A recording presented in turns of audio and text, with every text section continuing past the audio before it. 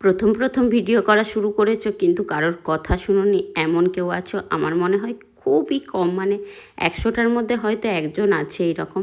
Video করা শুরু করেছে কিন্তু কারোর কোনো কথা শোনেনি, আবার হয়তো মনে হয় নেই বললেই চলে। আমিও সেই রকম, যে যখন প্রথম ক্যামেরা ধরতাম, ভিডিও করতাম বা এমনি রিলস বানাতাম, প্রথম দিকে যে ভালো লাগার টিকটক সেখান থেকেই শুরু।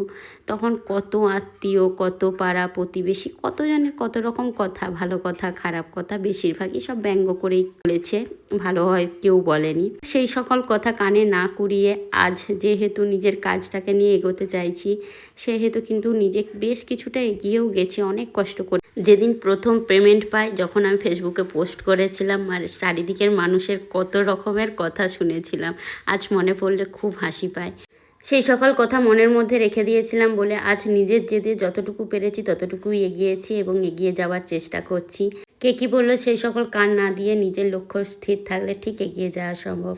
যাই হোক, তোমাদের সাথে পুরানো স্মৃতি শেয়ার করতে করতে আমার সমস্ত কাজ কমপ্লিট হয়ে গেল।